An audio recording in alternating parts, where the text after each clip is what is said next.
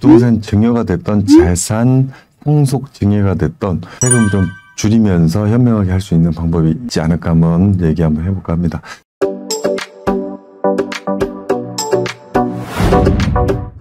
부동산 시장은 주택 가격, 부동산 가격이 굉장히 좋을 때 일반적으로 세금을 덜 내겠다는 목적으로 증여를 좀 선택하시는데요. 그래서 실질적으로 2019년, 2020년, 2021년 세금 많이 나온다고 하니까 다주택자나 2주택자 이상 혹은 장기전으로 보고 주택가격이 더 오를 거라고 생각해서 증여를 많이 선택하셨는데요. 전문가 입장에서는 방법이 좀 잘못됐었다. 왜냐하면 주택가격이나 부동산 가격은 떨어졌을 때 나중에 올라갈 거를 예상하셔가지고 증여를 해야 되는데 최근 몇 년간 거꾸로 됐죠. 주택가격이 굉장히 많이 오른 상태에서 증여를 좀 선택했던 이런 부분들이 있었다 이렇게 볼 수 있고요. 실질적으로 주택가격 그 지역마다 다 차이는 좀 있지만 예를 들자면 10억짜리를 갑자기 증여하면서 5억에 할 수는 없거든요. 잘못되게 되면 과세, 증세를 굉장히 많이 받을 수 있습니다. 그래서 보통 이제 주택가격이 굉장히 많이 떨어졌을 때 미래가치로 가서 10억짜리가 5억 됐을 때 5억 기준에서 거기서 추가적으로 한 20% 정도를 더 감가상각 해가지고 한 4억에도 증여할 수 있는 이런 구조가 나오거든요. 그런데 증여를 할 때는 주택 가격 플러스 부동산 가격 그 외에 자산 가격이 굉장히 많이 떨어졌을 때 이때 증여를 하는 방향이 굉장히 좋습니다. 그리고 증여를 할 때도 우리가 오는 날짜는 알지만 가는 날짜는 모르지 않습니까? 태어난 날짜와 하늘나라로 가는 날짜는 모르는 것처럼 언제 갈지는 모릅니다. 하지만 우리가 조금 미리 대비할 부분들은 증여를 하고 10년 안에 증여자가 만약에 돌아가실 경우에 상속분과 증여분이 10년 안에는 합산과세됩니다. 그러니까 예를 들자면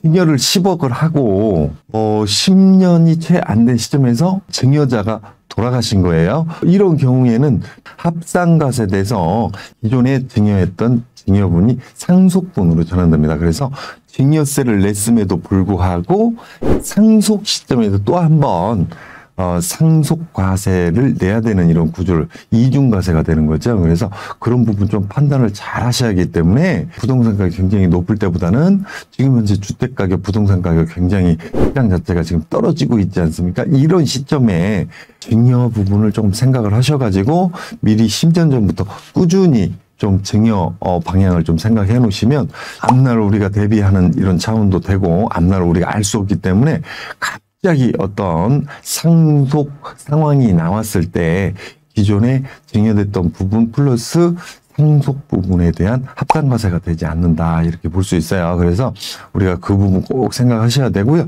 우리가 이제 증여나 상속을 할 때 증여 같은 경우는 현금자산 규모로는 5천만 원이고요. 직계존속이 아닌 손주나 비존속 증여가 이루어질 때는 2천만 원, 1천만 원 조금 차이가 있습니다. 그래서 그 외의 금액으로 할 때 우리가 꼭 생각하셔야 되고요. 직계존속 관계의 증여가 이루어질 때도 우리가 좀 생각해 보셔야 할 게 증여가 아닌 돈을 자녀분한테 대여할 경우, 빌려줄 경우 아니면 사업 목적으로 잠깐 차입해서 부모님 이렇게 자금을 내려주실 경우에는 꼭 내용 공증을 조금 해놓으시는 게 좋다. 내용 공증까지는 못하더라도 공증사무실 가서 확정일자 받아놓는 게 좋다. 예를 들자면요, 5억 기준으로 돈을 빌려줄 때 증여 일괄 배제 금액이 5천만 원이니까 4억 5천에 대한 부분으로는 내용 공증을 조금 해놓으시는 게 좋습니다. 그래서 법정 1년 세율 4.6% 이건 좀 왔다 갔다 합니다. 지금 현재는 4.6% 정도 되는데 이자 소득이 최종적으로 1,000만 원을 넘지 않는 경우에는 추가적인 증여세가 증여되지 않습니다. 하지만 이자가 1,000만 원이 넘는 2천만 원, 3천만 원 나올 수 있는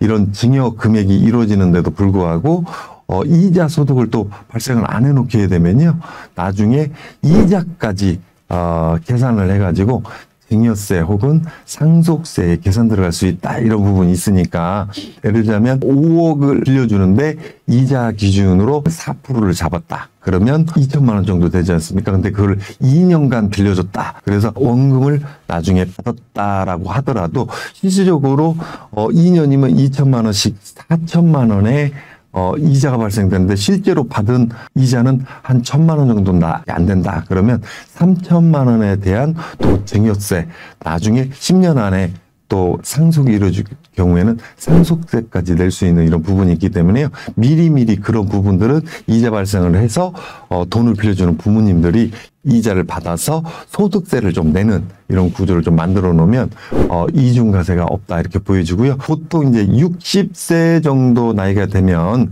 10년 정도 합산과세 된다고 하니까 내가 가지고 있는 자산 규모로 10년 기준으로 그러니까 55세에서 65세 기준으로 한 10년 전에 증여 한번 해놓는 거, 그 다음에 65세에서 75세 때까지 한 번 더, 그리고 내가 건강이 허락된다 그러면 다시 한번 75세에서 85세까지 한 번 더 증여를 할 수 있겠죠. 그래서 10년 단위로 꼭 생각하신다고 생각하시고 부부 간의 증여는 6억까지 면제입니다. 그게 물론 이것도 10년이니까요. 10년 안에 증여, 상속이 이루어질 수 있는 구조를 잡아가지고 부부 간에도 남편이 너무 많이 갖고 있다든가 아니면 배우자가 너무 많이 갖고 있는 이런 경우라면 상속 구조가 좀 달라지겠죠. 그래서 그런 부분 좀 생각하셔야 되고요. 왜 이거를 균등하게 좀 분산해 놓는 게 현명하냐면 예를 들자면 남편 쪽에서 한 20억 자산이고 부인 쪽에서는 자산이 없다라고 봤을 때 만약에 부인이 먼저 잡고 하게 되면 자손과 나는 남편분 입장에서는 상속분이 없으니까 상속세 낼 것도 없겠죠. 받은 게 없으니까 당연히. 하지만 반대로 잘 생각해 보시면 내가 먼저 하늘의 부름을 받았다. 그러면 부인 입장에서는 20억이라는 상속세를 내야 되는 이런 구조입니다. 그리고 자녀분까지 합산이 다 이루어지기 때문에 20억의 상속세는 보통 공제되는 금액을 빼면 20에서 30% 정도 나오는데요. 미리 좀 부인 앞으로 5억씩 한 10년 후에 한 5억씩 해서 10억을 해놓고 내가 10억을 했다. 그러면 만약에 한쪽이 먼저 하늘의 부름을 받더라도 10억까지는 세금 한 푼도 안 냅니다. 상속세. 자녀분들도 전혀 세금을 내지 않고 자기 지분대로 받을 수 있는 이런 구조가 나오거든요. 그래서 세금을 한 푼도 안 낼 수 있는 이런 부분들을 내는 이런 구조를 만들면 안 되겠다 이렇게 볼 수 있고요. 세금을 가장 조금 낼 수 있는 방법은 아까 말씀드렸듯이 계획적으로 좀 증여 상속 계획을 좀 잡으시는 게 좋고요. 내가 이걸 못할 상황이다 그러면 제일 중요한 거는 근거 자료입니다. 부부관계인데 무슨 차용증 받고 부모와 자식 간에 어떻게 차용증 받고 이런 고민할 수 있습니다. 하지만 이거는 더더욱 남이 아닌 이상은 그때 법안에 근거 자료를 남겨놔야 돼. 직계존속이 아닌 형제 간에 증여가 이루어질 경우에는 내가 형이고 동생한테 집을 하나 사주는 이런 구조에 좀 증여를 하고 싶다 그러면 현금을 형이 좀 찾아서 일부 현금으로 좀 주고 네가 좀 싸게 사라 내 거를. 그래서 실제 거래가보다 한 10에서 20% 조금 싼 구조로 잡아서 형제가 나의 자산을 사가는 구조, 이런 구조로 하게 되면 일부 현금 지원한 부분에 대해서 증여세를 내고 나머지는 양도세를 내니까요. 양도세 같은 경우는 이제 1가구 1주택자 같은 경우 나는 보유기간이 길다. 그러면 양도세가 거의 없으니까 생각해 볼 만하고, 또 동생분 입장에서는 상속 증여세가 아닌 일반적으로 취득세 1%, 주택 같은 경우, 상가 같은 경우는 4.6% 정도 내는 이런 구조이니까 증여상속을 굉장히 줄일 수 있는 이런 구조는 나올 수 있겠죠. 그래서 그런 부분이 있다 이렇게 보여집니다. 그 다음에 이제 부모님이 이제 증여나 상속 부분에서 절세 부분 크게 잡을 수 있는 게 예를 들자면 전자제품이나 일반 지출 이런 부분들을 부모님이 가지고 있는 카드를 자녀분한테 이렇게 주는 경우 있어요. 그래서 집에서 텔레비전 사고 냉장고 사고 기름 넣고 차 할부금 카드로 내고 이런 부분들을 부모가 이렇게 보태줄 수 있는 부분, 그러니까 카드와 통장은 내 건데 그거를 자녀분들한테 이렇게 좀 쓰게 해주면 자연스럽게 1년에 예를 들자면 한 달에 200만 원만 자녀분한테 쓰게 하면 1년이면 2,400이잖아요. 10년이면 2억 4천을 증여세 한 푼도 안 내고 상속세 하나도 안 내고 주는 거예요. 근데 좀 현명한 부모님들은 내가 200을 매달 이렇게 카드식으로 쓰게 해주는 대신에 네 명의의 통장을 만드는 거죠. 그래서 그 통장과 권한을 부모님이 이제 형식적이지만 물론 이제 은행 가서 통장 부실신고 뭐 비밀번호 분실신고 하여서 다시 갱신을 쓸 수도 있지만 조건을 만약에 이 통장에 있는 돈, 네 명의지만 이 통장에 있는 돈을 네가 단 1원이라도 쓸 경우에는 내가 지원을 끊겠다 하면 쓸 친구들 없을 거예요. 보통 일반적으로 그러잖아요.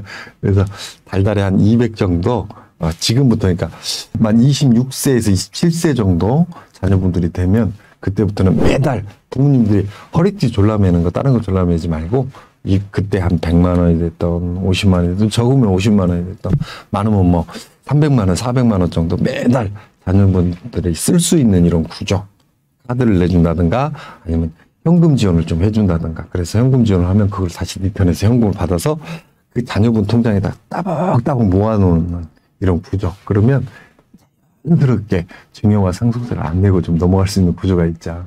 이 세금이라는 건 통상적인 관례, 판례, 선례를 기준으로 좀 하고 있거든요. 그래서 굳이 막 탈세를 목적으로 이런 목적이 아니라면 조금 현명하게 자녀와 부모 간에 좀 일제 주고 받을 수 있는 부분, 미리 좀 계획을 할 수 있는 부분, 이런 부분이 있다 이렇게 볼 수 있을 것 같습니다. 그리고 우리가 갑자기 닥치는 이런 상황을 맞이하는 것보다는 미리미리 대비하는 예방해 놓는 것도 좋은 방법 중에 하나다 이렇게 볼 수 있을 것 같아요.